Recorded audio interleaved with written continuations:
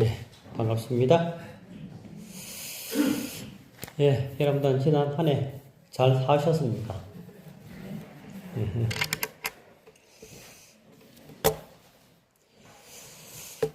예, 이 시간 성경 창세기 26장에 있는 말씀을 함께 보겠습니다. 예, 세 가지 성경은 구약 성경 36쪽입니다. 창세기 26장 12절부터 25절까지 말씀을 읽겠습니다.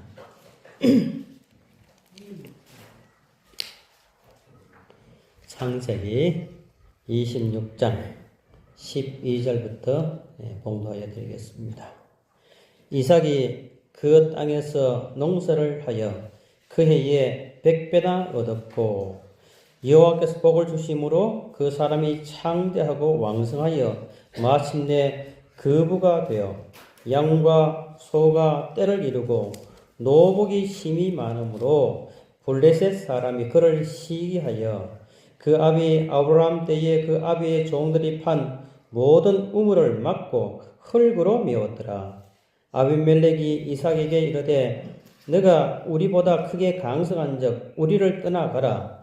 이삭이 그곳을 떠나 그랄 골짜기에 장막을 치고 거기 우거하며 그 아비 아브라함 때에 팠던 우물들을 다시 팠으니 이는 아브라함 죽은 후에 블레셋 사람이 그 우물들을 메웠음이라. 이삭이 그 우물들의 이름을 그 아비의 부르던 이름으로 불렀더라.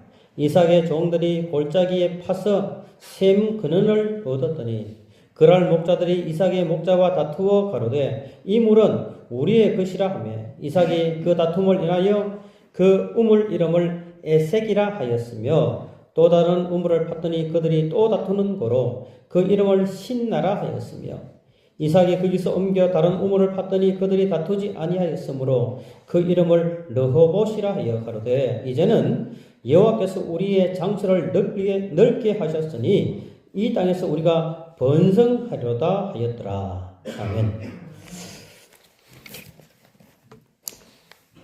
여러분, 설교자들이 가장 중요시하는 설교가 언제 하는 설교일 것 같습니까? 네, 고별 설교예요. 네? 예.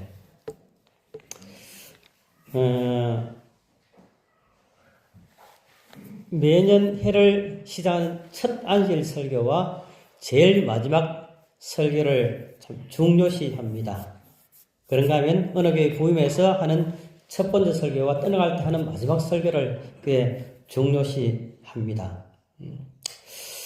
예, 오늘 제게는 그 중요한 설교 3번이 남아 있습니다.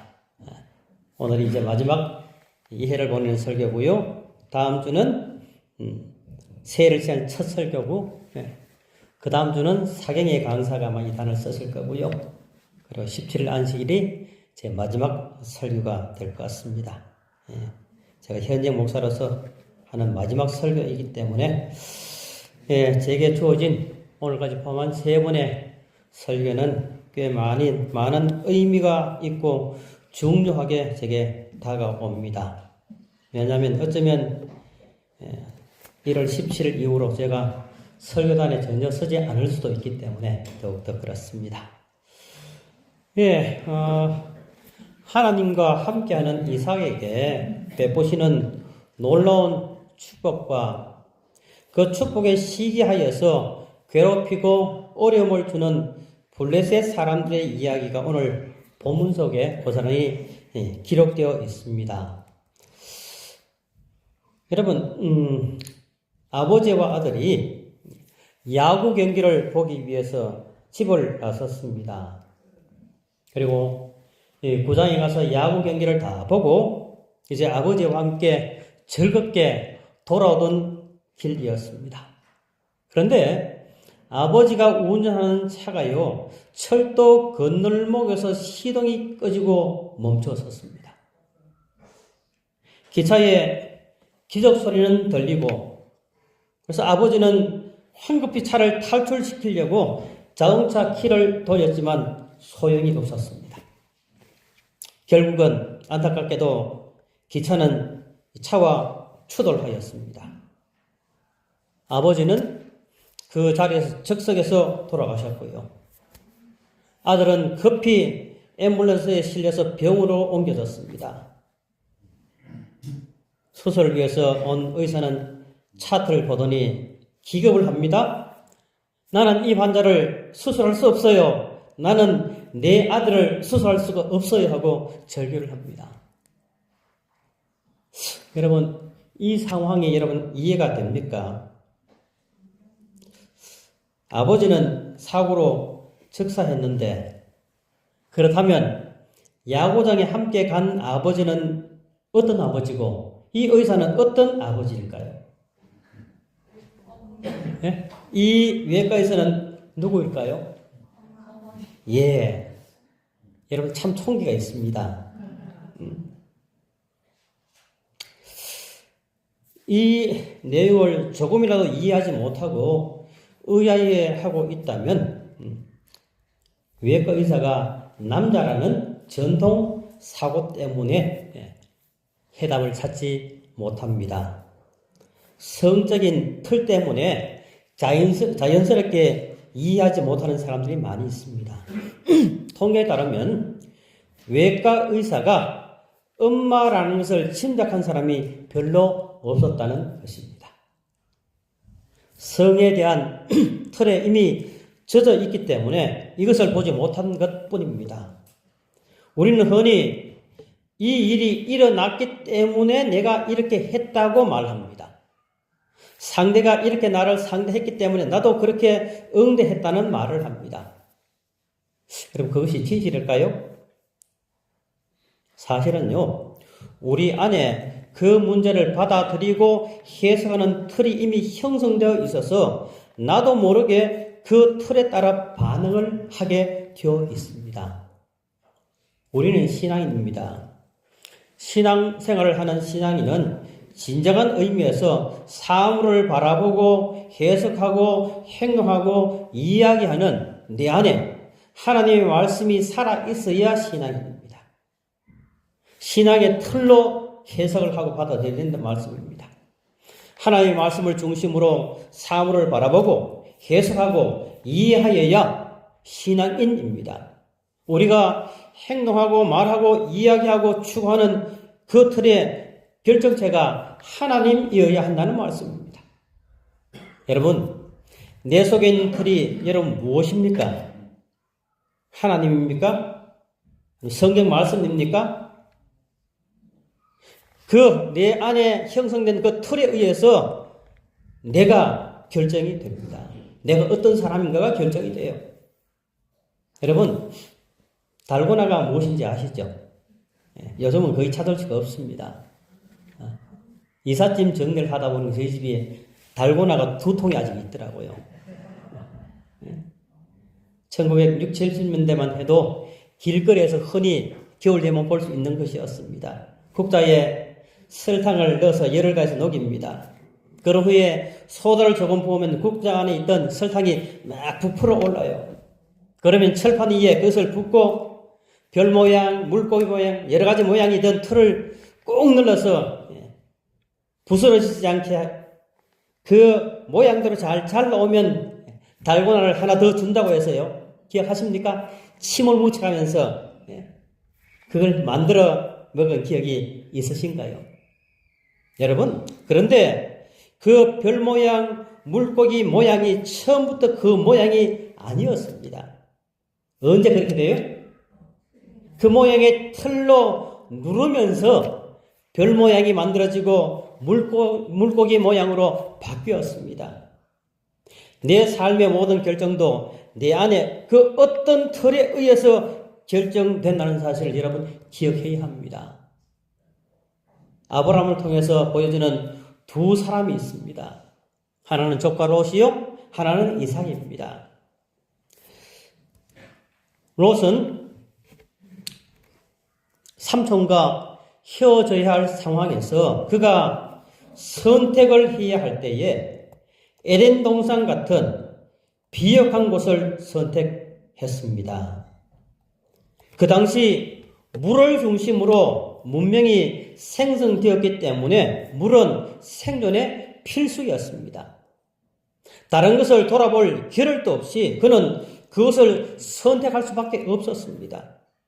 누가 묻기를 너는 왜 삼촌에게 선택권을 주지 않고 너가 먼저 그 미혹한 등을 선택했는가 하고 묻는다면 롯은 아마도요, 나에게도 처자가 있고 가축이 있는데 비옥한 이 땅을 가야만 내 삶이 펼 수 있지 않겠습니까? 라고 답하였을 것입니다. 그러나 여러분, 롯이 선택한 길이 최선의 길이었지만 결국 자신의 가족이 망하는 길을 선택했습니다. 그렇죠? 매번 롯이 선택한 것이 자신에게는 늘 최선의 선택이었습니다. 그런데 최선의 선택이라고 했던 그 선택이 불행하기도 그 선택은 늘 망하는 선택을 그가 했습니다. 소돔을 선택할 때도 그곳이 너무나 흠모할 만한 곳이어서 선택했습니다. 그러나 그 결과로 아내도 소금기둥이 되고 사위들도 다 죽고 재산은 하나도 없이 빈 털터리가 되어서 도망 나오는 그런 결정을 그가 했습니다. 그러나 오늘 본문의 이삭은 우물을 팔 때마다 늘 남이 빼앗아 갑니다. 우물은 목자에게 생존권입니다. 광야에서 물을 찾기가 얼마나 어렵습니까? 그 광야에서요. 그러나 빼앗기지 않으려고 싸우지 않고 뒤로 물러났습니다. 그런데 이삭의 삶을 보면서요, 이 적의 왕들의 말하기를 정말로 당신 하나님의 축복을 받은 사람이다 하고 하나님께 영광을 돌리는 삶을 살게 만들었습니다. 이삭의 이런 모습 때문에 하나님은 이삭을 믿음의 자손의 반열에 올려놓으셨습니다. 자신의 선택의 틀이 최선이라고 하지만 그것이 한 사람에게는 망하게 하는 선택이었고요. 또 다른 한 사람에게는 흥하게 하는 선택이었습니다. 사람의 내면에는 이런 틀이 있습니다. 그런데 많은 사람들에게는 생활의 습관과 모양은 있지만 실제로 하나님은 없습니다. 신앙인들도 이렇게 살 수 있습니다.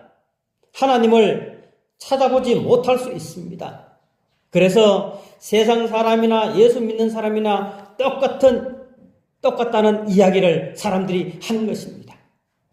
정말 우리가 예수를 믿는다면 우리의 내면의 틀 속에 하나님이 있어서 모든 것을 하나님이라는 이 프레임을 통해서 봄으로 인간의 한계를 극복하고 하나님과 같은 선택을 해야 합니다.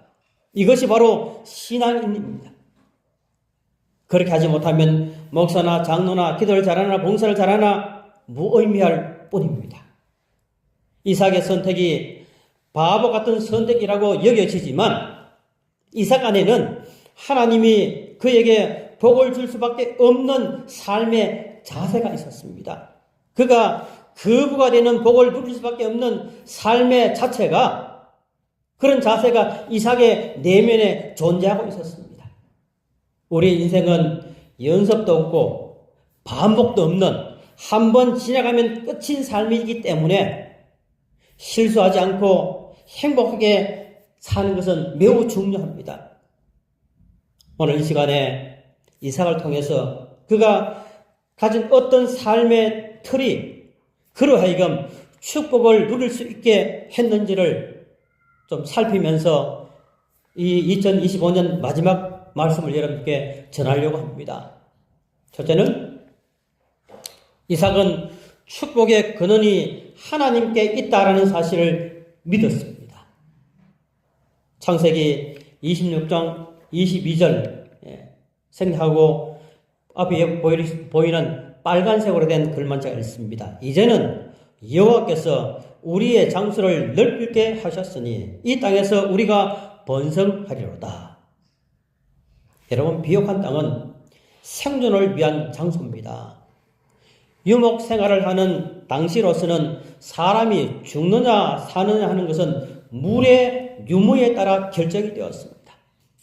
물론 롯이 에덴 같은 비옥한 땅을 선택한 것도 자신의 축복은 환경과 소유와 물에 있다는 틀을 가지고 있었기 때문이었습니다.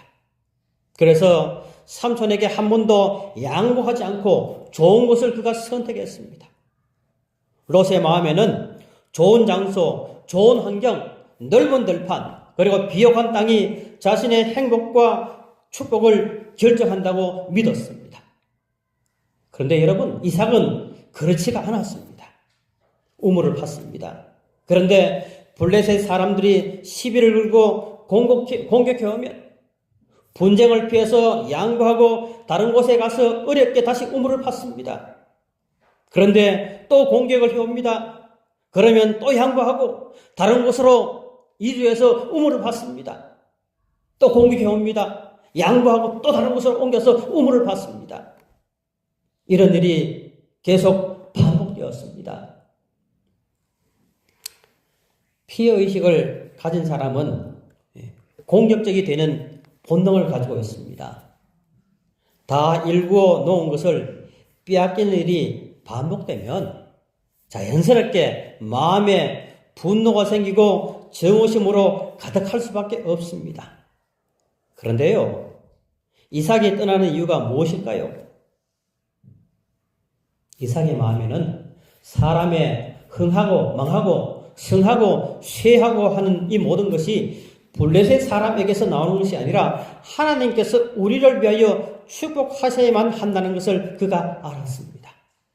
그래서 그가 이렇게 고백합니다. 이제는 여호와께서 우리의 장소를 넓게 하셨으니 이 땅에서 우리가 번성하리로다. 이것이 이삭입니다. 번성의 모든 주권은 하나님이 가지고 있다 하는 것이 이삭의 자세였습니다. 마가복음 6장에 보면 인간이 즐겁고 행복하기 위해서 벌이는 헤롯궁의 큰 연회잔치에, 그래서 그곳에 모인 사람들이 유흥을 즐기고 신명나게 연회를 여는 그 장소예요. 잘려진 요한의 목이 소반에 담겨서 올라왔습니다. 그런 후 이 마가복음 6장 후반부에 보면 광야의 잔치가 나옵니다. 그곳에는 먹을 것이 아무것도 없었습니다. 그러나 물고기 2마리와 보리떡 5개 뿐이었지만 그 속에는 기쁨이 있고 만족이 있고 감사가 있고 풍요로움이 있었습니다. 비록 사람의 삶이 광야 같은 삶을 산다고 할지라도 예수님과 함께하면 진정한 인생의 풍요로움은 이 인생이 주는 것이 아니라 주님과 함께하는 것에 풍요로움이 있고 삶의 의미가 있다는 사실을 마가복음 6장은 우리에게 알려줍니다. 과연 이것이 성경만이 가르치는 가르침일까요? 자신이 행복하다고 생각하는 사람들의 상위 10%만 뽑아서 분석을 했습니다. 그들 모두는 돈, 건강, 행복, 지위가 아니라 내가 누구와 관계를 맺고 누구와 교제를 맺고 사느냐가 행복을 준다고 그렇게 답을 했습니다. 행복은 쟁취하면서 오는 것이 아니라 어떤 사람, 어떤 관계가 결정한다고 말을 합니다. 이것은 반드시 해야 행복해지고 풍요로워진다는 생각은 세상적인 것입니다. 모르는 사람들의 얘기입니다. 하나님의 가치관을 가지면 그것은 중요하지 않습니다. 어디에서든 하나님과 함께 하나님을 잃어버리지 않는 삶을 살 때 하나님이 복을 주십니다. 누구와 함께 있느냐는 중요합니다.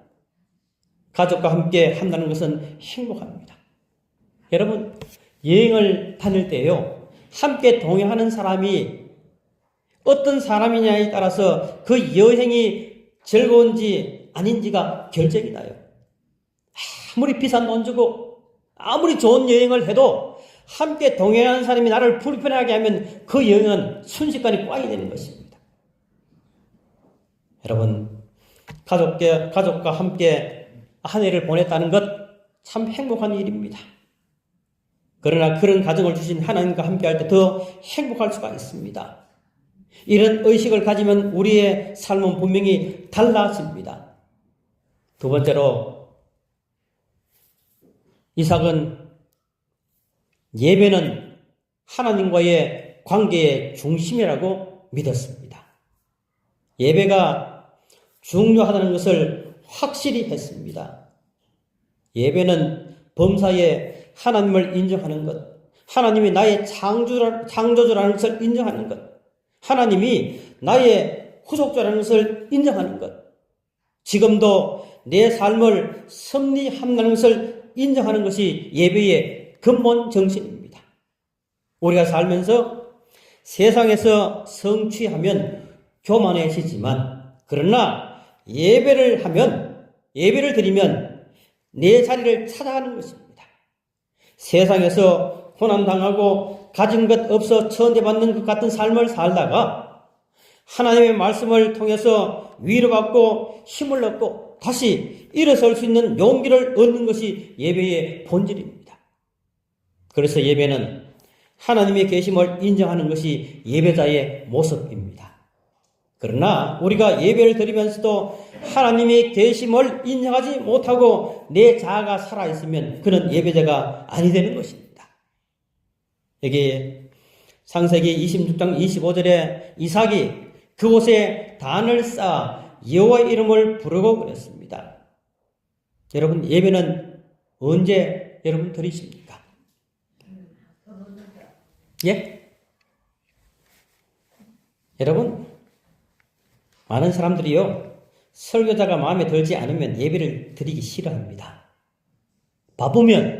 바쁘다는 핑계로 예배를 드리질 않습니다. 피곤해도 예배에 참석하지 않습니다. 많은 돈을 벌 일이 생기면 예배를 드리질 않습니다. 그러나 이삭은 자기 환경과 전혀 관계가 없었습니다. 지금 이 이삭의 이 환경은요, 쫓겨가는 환경입니다. 그가 쫓겨가면서 계속적으로 하나님께 예배를 드립니다. 종들 보기도 아마 부끄러웠을 것입니다. 그러나 이삭은 체면도 상관이 없었습니다. 실패해도 예배하자고 제안하고 예배를 드렸습니다. 그는 포기하지 않았습니다. 예배만은 포기할 수가 없었습니다. 여러분 기억하십시오. 예배가 무너지면 하나님과의 관계도 무너집니다.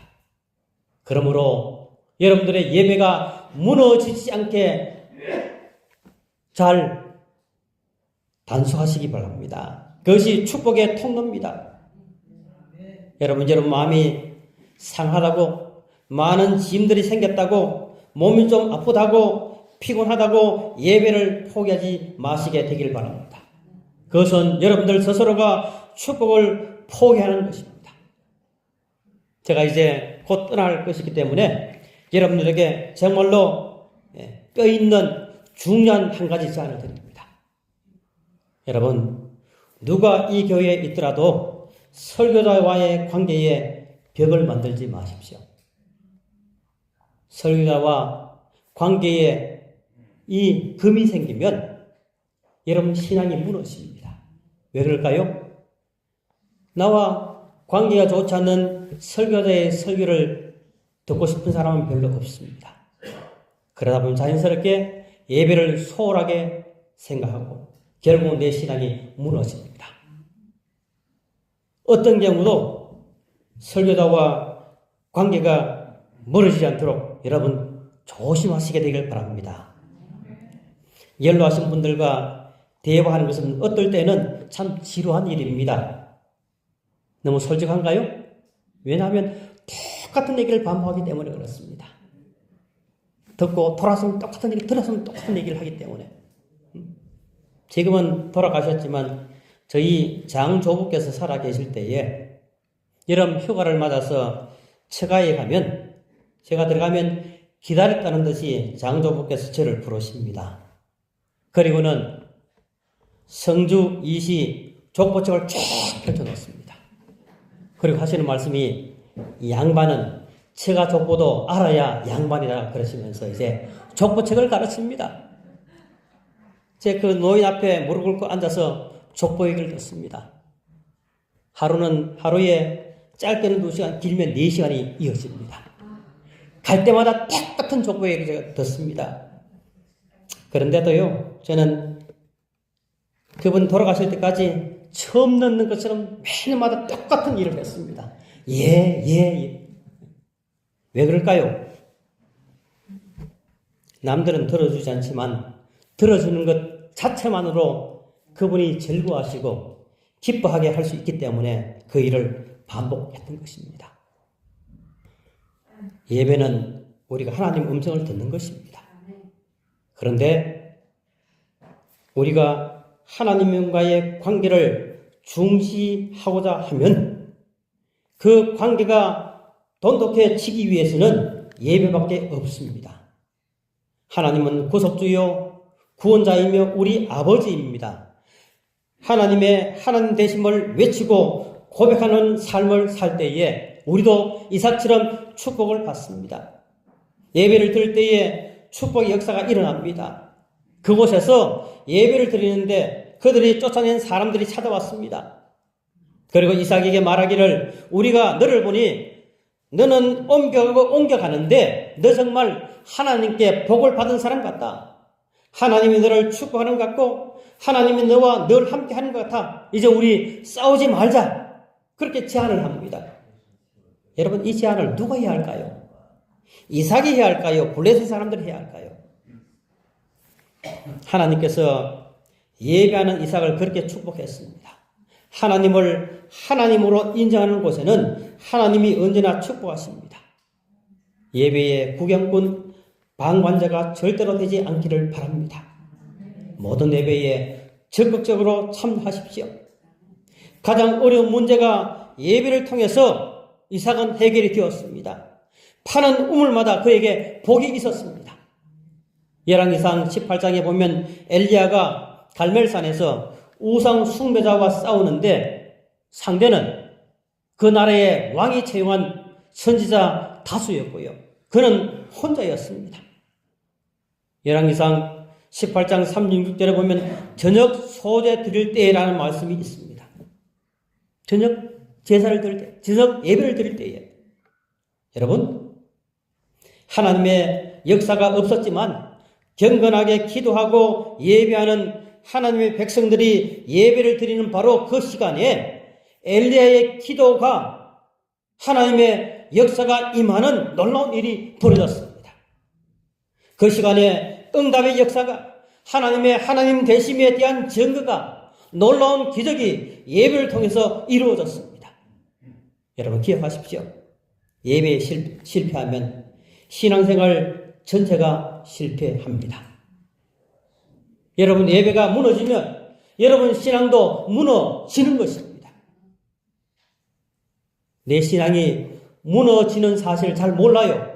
완전히 망가져서 회복되기 불가능할 때쯤 그때는 압니다. 그런데 그때는 이미 돌이킬 수 없는 상황으로 가버렸습니다. 그러므로 아무리 피곤해도 아무리 바빠도 할 일이 태산같이 많아도 예배에 소홀히지 않는 여러분들 되기를 바랍니다. 그것은 하나님께서 마련해 오신 축복의 통로이기 때문에 그렇습니다. 하나님은 종기의 영광을 받으시기에 합당한 분입니다. 그 합당한 종기의 영광을 예배를 통해서 드릴 때에 하나님의 축복이 임합니다. 예배는 하나님의 계시 앞에 우리가 믿음으로 응답하는 것이 곧 예배의 본질입니다. 삶 속에서 말씀을 성취하는 것, 하나님과 전인적인 교제를 하면서 사는 것, 그것이 예배의 삶입니다. 그것이 신앙인의 삶이에요. 그리고 대중 예배를 통해서 개인적으로 만났던 하나님을 함께 찬양할 때 감격과 기쁨이 솟아납니다. 어느 교회에 주말 봉회를 갔었습니다. 설교를 하고 내려오니까 교회에 처음 참석했던 한 연세 많은 어른이 제게 다가와서 손을 내밀 악수를 차면서 제게 이렇게 말했습니다. 참 잘 죽겠네요. 여러분, 그러나 예배는 하나님이 주인입니다. 찬양은 하나님께서 하신 일에 감사하는 것입니다. 공중 예배에서 감격을 받지 못하면 개인의 삶에서 절대로 감격적인 그리스도인의 삶을 살 수가 없습니다. 이 예배가 살지 않으면 우리는 세상 속으로 다시 들어가고 교회에 오면 봉사하고 나누지만 감격이 없고 의무감만 남아서 내 예배는 죽고 진실한 감사와 찬송은 사라집니다. 예배는 의무가 아닙니다. 예배는 감사여야 합니다. 예배는 우리의 마음을 열고 하나님과의 올바른 관계를 만드는 것입니다. 이삭은 어디를 가든지 하나님과의 관계의 중요성, 예배의 중요성을 알고 실천했습니다. 성도 여러분, 예배의 감격에 빠지시게 되길 바랍니다. 찬양의 감격에 빠지십시오. 하나님의 세미한 음성에 도취되시길 바랍니다. 그래야 이 삶의 치열한 현장에서 하나님의 사명을 깨닫게 됩니다. 그것이 살아있는 예배입니다. 이삭은 하나님과의 관계가 최우선이었습니다. 그것이 바로 그의 축복의 통로였습니다. 한 주간 정신없이 살다가 안식일이 되어서 예배를 드리고 예배 중에 설교자가 재미있는 이야기를 하면 웃고 심각하면 졸고 그러다가 예배 마치면 예배 끝났다고 돌아가십니까? 여러분, 예배가 살아있게 하십시오. 예배 중에 나의 삶의 주인 되신 주님을 꼭 만나시게 되길 바랍니다. 그래야 내 삶의 선택 기준과 틀과 판단의 기준들이 바뀌어집니다. 하나님의 관점으로 바뀌어질 수가 있습니다. 노예했던 이스라엘 백성의 관점에서는 가나안 정복은 불가능했습니다. 여러분, 그렇다면 우리의 가나안은 어디일까요? 사실 우리 앞에 있는 오늘의 시간과 공간이 현재 나의 가나안입니다. 이 가나안을 우리의 믿음의 관점으로 보아야만 정복이 가능합니다. 세상의 계산된 관점으로는 절대 정복이 불가능합니다. 2차 세계대전 당시에 연합군은 독일에게 패배할 것이라는 생각이 팽배했습니다. 실제 전시 상황이 그렇게 돌아갔습니다. 독일군이 영국 상공을 폭격기로 무차별 공격했습니다. 폐색이 짙어갔습니다. 그때 윈스턴 처칠이 존망을 받던 윌리엄 템플경에게 온 국민이 들을 수 있도록 용기를 주는 강연을 해달라고 부탁을 했습니다. 그때 템플경이 온 국민이 들을 수 있는 마이크 앞에 서서 강연을 했습니다. 그 내용 일부를 제가 읽어드리겠습니다. 대영제국 여러분, 지금은 우리가 하나님을 예배할 때입니다. 전쟁은 큰일입니다. 그러나 예배는 더 큰일입니다. 만일 이와 같은 때에 우리 국민이 진정으로 하나님을 예배할 수 있으면, 그리고 하나님을 바라보고 그 하나님이 우리와 함께 가는 것을 믿을 수 있다면 전쟁은 결코 큰일이 아닙니다. 그리고 우리는 능히 우리가 예배하는 하나님의 도우심으로 이 전쟁을 능히 승리하게 될 것입니다. 이 강연이 전파를 통해서 영국의 온 국민에게 전파되자 그 다음날 영국인들은 모두 예배당으로 모였습니다. 그리고 예배당에 모여서 기도하기 시작했어요. 모든 국민이 예배에 참석했습니다. 마침내 이 영국 국민들은 이 치열한 전쟁에서 버티고 인내할 수 있는 힘을 예배를 통해서 얻었습니다. 국민들의 마음은 흩어지지 않았고요. 군인들을 위해서 기도하고 정치인들을 후원할 수 있는 마음의 변화의 틀을 가지게 되었습니다. 윌리엄 템플경의 이 연설은 패배의 틀을 승리의 틀로 순식간에 바꾸어 놓았습니다. 믿음은 하나님이 운행하시는 승리의 역사를 보게 하는 틀을 가지게 만들어줍니다.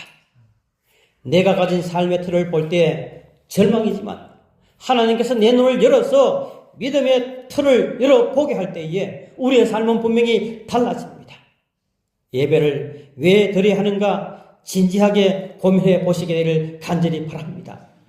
여러분, 습관적으로 해왔던 그 일 앞에서 잠시 멈춰서서 내 속에 무엇이 그것을 하게 하는지, 그것을 말하게 하는지, 그것을 선택하게 하고 결심하게 하게 하는지, 그것이 믿음인지 내 아집인지 생각해 보십시오.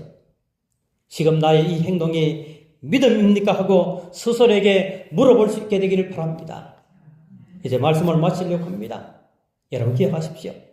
축복은 하나님과의 관계에 있습니다. 그 관계가 돈독해지면 축복받는 사람이 됩니다. 그런데 이 관계는 예배를 통해서만 형성이 됩니다.